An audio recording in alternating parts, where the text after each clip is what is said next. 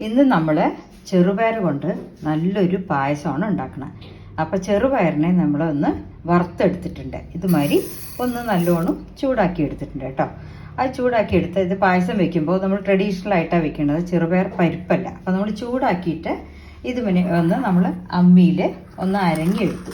ഇതുമാതിരി പൊട്ടാക്കി എടുത്തു കേട്ടോ. ഇനി ഇതാണ് നമ്മൾ പായസത്തിന് ഉപയോഗിക്കുക. അപ്പോൾ മുഴുവനുള്ള ചെറുപയറിനെ നന്നായിട്ടൊന്ന് വറുത്തെടുക്കുക.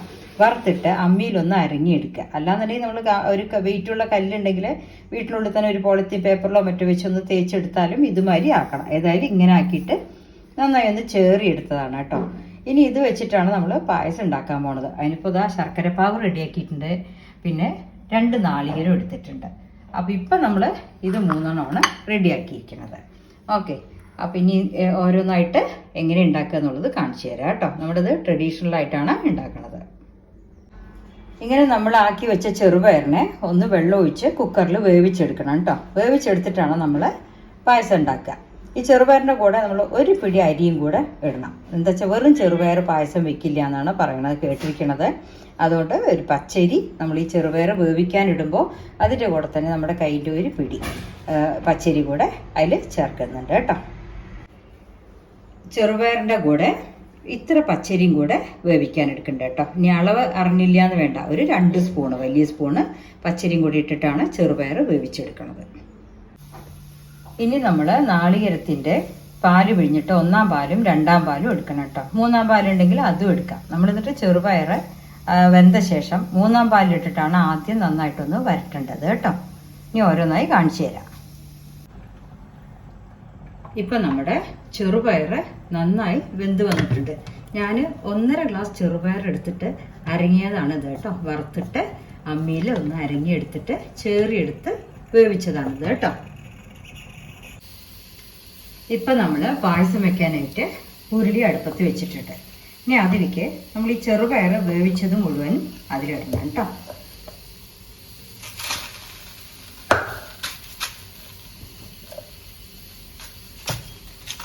നന്നായി വെന്തിട്ടുണ്ട്. ഞാൻ ചെറുപയർ വേവിച്ചിട്ട് വറുത്ത് അരങ്ങിയ ശേഷം കഴുകിയിട്ട് അങ്ങനെ വേവിക്കാനിട്ടതാണ് കേട്ടോ.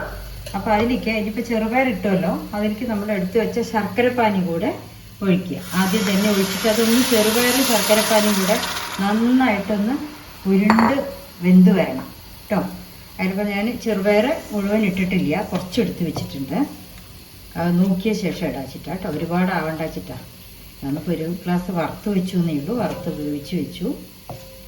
പായസത്തിൻ്റെ ക്വാണ്ടിറ്റി കൂട്ടണമെങ്കിൽ നമുക്ക് ചെറുപയർ കൂട്ടാം. കൊഴുപ്പിനൊക്കെ വേണമെങ്കിൽ കൂടുതൽ വേണമെങ്കിൽ.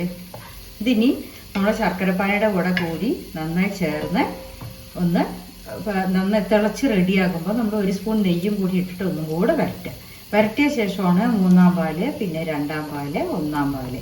അപ്പോൾ 2 നാളികേരത്തിൻ്റെ പാല് ഞാനിങ്ങനെ എടുത്ത് വെച്ചിട്ടുണ്ട് മിക്സിയിൽ അരച്ചിട്ട് കേട്ടോ. ഇതിപ്പോൾ നമ്മുടെ നാടൻ രീതിയിലുള്ള പണ്ട് കാലത്ത് ഇങ്ങനെയാണ് ഉണ്ടാക്കുക. അല്ല ഇപ്പോൾ നമുക്ക് ചെറുപയർ പരിപ്പൊക്കെ വന്നുമല്ലോ, ആ സമയത്ത് നമുക്ക് ഉണ്ടാക്കാൻ ഒരു എളുപ്പമല്ലേ. വറുത്ത് ജസ്റ്റ് ഒന്ന് ഇങ്ങനെ ഇട്ടാൽ റെഡിമെയ്ഡ് തേങ്ങാപ്പാലിൻ്റെ പൊടിയൊക്കെ വാങ്ങിയിടുക, അങ്ങനെയൊക്കെ ചെയ്യാമല്ലോ. അപ്പോൾ ഇത് നന്നായിട്ടൊന്ന് തിളക്കട്ടെ കേട്ടോ. ഇപ്പം നമ്മുടെ പരിപ്പും ശർക്കരയും കൂടെ നന്നായിട്ടൊന്ന് യോജിച്ച് വന്നിട്ടുണ്ട്. ഈ സമയത്ത് നമുക്ക് എന്ത് ചെയ്യാം, കുറച്ച് നെയ്യും കൂടെ ആഡ് ചെയ്യാം കേട്ടോ. അപ്പോൾ നല്ലൊരു മണം ഉണ്ടാവും നമ്മുടെ പായസത്തിന്. അല്ലെങ്കിൽ നമ്മൾ വറുത്ത് കൊട്ടുമ്പോൾ വാസന ഉണ്ടാവും. ഇതിപ്പോൾ നമ്മുടെ നെയ്യും ചെറുപയറും ശർക്കരയും കൂടിയിട്ടൊരു കൂടൽ, അത് നല്ല സ്വാദാണ്, വാസന ഉണ്ടാവും. ഇത് ഞങ്ങളുടെ അമ്മ പണ്ട് അമ്മയുടെ റെസിപ്പിയാണ്. അമ്മ പണ്ട് അമ്മയുടെ അനിയത്തിയുടെ കല്യാണത്തിന് ഗുരുവായൂർ പോയപ്പോൾ ഞങ്ങളാരോ ഒരാൾ ചെറിയ കുട്ടിയായിരിക്കേണ്ടതെന്ന് പറഞ്ഞു. അപ്പോൾ ആ സമയത്ത് അമ്മ കരയാതിരിക്കാൻ വേണ്ടിയിട്ട് രാത്രിയല്ലേ കുട്ടികൾ കരയണമെന്ന് പറഞ്ഞിട്ടപ്പോൾ വെപ്പുകാരെടുത്ത് പോയി നിന്നു. അപ്പോൾ അവരുണ്ടാക്കണ കണ്ടിട്ടാണ് എൻ്റെ അമ്മ പഠിച്ചത് കേട്ടോ.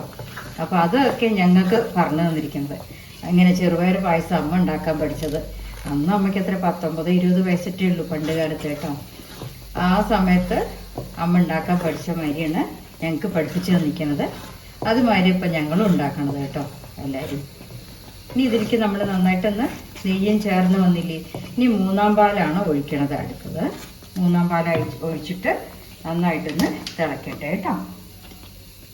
മൂന്നാം പാൽ ഒഴിക്കുന്നുണ്ട്. അത് കുറച്ച് കൂടുതലുണ്ട്. നമുക്ക് എന്താ പറയുക, പച്ചവെള്ളം ചേർക്കേണ്ട വെച്ചിട്ടാണ് ഈ മൂന്നാം പാലും കൂടി എടുത്തത്. അതിൻ്റെ ഗ്രേവിയൊക്കെ നമ്മൾ നന്നായി കിട്ടണമല്ലോ. ഇനിയിപ്പോൾ ഈ ചെറുപയർ മൂന്നാം പാലിൽ കിടന്ന് നന്നായി തിളച്ച് വെന്ത ശേഷം രണ്ടാം പാൽ ഒഴിക്കുക, പിന്നെ ലാസ്റ്റ് ഒന്നാം പാൽ ഒഴിക്കുക. പിന്നെ നമുക്ക് വറുത്ത് കൂട്ടും ചെയ്യാം കേട്ടോ. അപ്പം ഇനി ഇതൊന്ന് ഈ മൂന്നാം പാലിൽ കിടന്നിട്ട് എല്ലാം കൂടെ ഒന്ന് വേവട്ടെ കേട്ടോ. ഇപ്പം നമ്മുടെ മൂന്നാം പാൽ ഒഴിച്ചിട്ടുള്ള പായസത്തിൻ്റെ കൂട്ടാണ് തിളച്ചുകൊണ്ടിരിക്കുന്നത് കേട്ടോ. അപ്പം നമ്മളത് നന്നായി തിളയ്ക്കുമ്പോഴേക്കും ഇന്നത്തെ 2 വരി പാട്ട് പാടാം. ഓക്കെ. മഞ്ഞണിക്കൊമ്പിൽ ഒരു കിങ്ങിണിത്തുമ്പിൽ താനിരുന്നലിഞ്ഞാടിടുന്നൊരു സുമംഗലിക്കുരുവി, ഇണയെവിടെ തുണയെവിടെ, ഇണയെവിടെ തുണയെവിടെ സിന്ദൂരക്കുരുവി. മഞ്ഞണിക്കൊമ്പിൽ ഒരു കിങ്ങിണിത്തുമ്പിൽ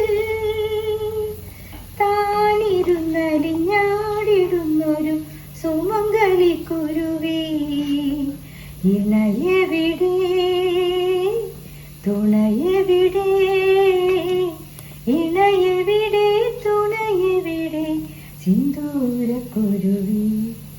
ഓക്കെ.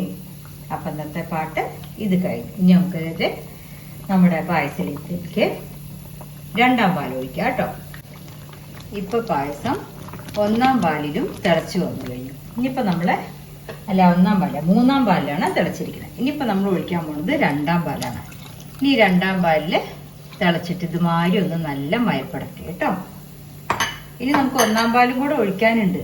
ഇപ്പോൾ 3 ഒഴിച്ചു, ഇനി 2 ഒഴിച്ചു. ഇനി ഇതിൽ നമ്മുടെ ചെറുപയറും ചക്കരയും ഒക്കെ കൂടെ അങ്ങോട്ട് കിടന്ന് നന്നായിട്ടൊന്ന് തിളച്ച് വരട്ടെ കേട്ടോ.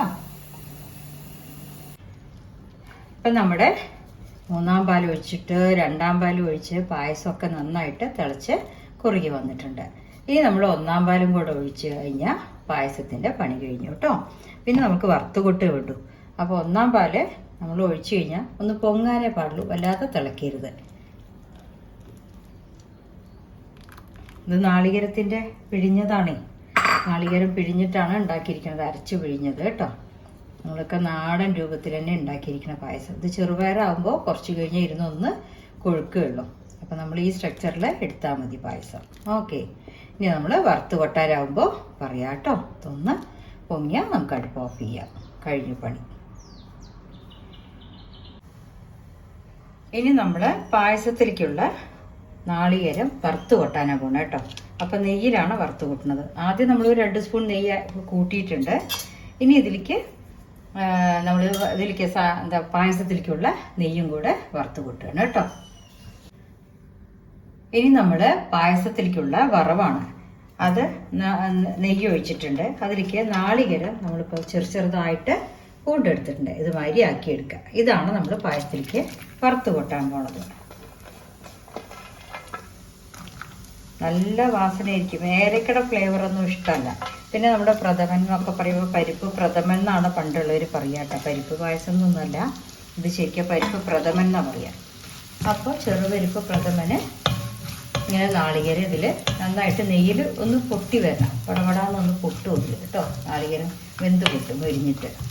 അപ്പോഴാണ് നമ്മളെടുത്ത് അതിലേക്ക് പായസത്തേക്ക് ഇടുക കേട്ടോ. ഇതൊന്നാവട്ടെ, എന്നിട്ട് കാണിച്ചു തരാം. അപ്പം നാളികേരം മുരിഞ്ഞ് പൊട്ടുന്ന ശബ്ദം കേൾക്കുന്നുണ്ടാവും. അതുമാതിരി ഇതാണ് അതിൻ്റെ പാകം. ഇനി അങ്ങനെ ഒരു ചുവന്ന നിറാവും കേട്ടോ, ഇളം ചുവപ്പ് നിറാവും. അപ്പോഴാണ് നമ്മൾ പായസത്തിലേക്ക് എടുത്ത് പൊട്ടേണ്ടത് കേട്ടോ. ഇത് പാവാരായി ആ പൊട്ടൽ നിൽക്കണം. അപ്പോഴേക്കും നല്ല നാളികേരത്തിൻ്റെ വെളിച്ചെണ്ണ മൂക്കുമല്ലോ, അതും നെയ്യിൻ്റെ വാസനയും കൂടിയിട്ട് നല്ലൊരു മണമായിരിക്കും. ഇപ്പോൾ ഇതാ നാളികേരം ആയിട്ടുണ്ട് കേട്ടോ. ഇനി നമ്മളിത് പായസത്തിലേക്ക് ഇടേ വേണ്ടു. ഓക്കെ, ആയിക്കഴിഞ്ഞു.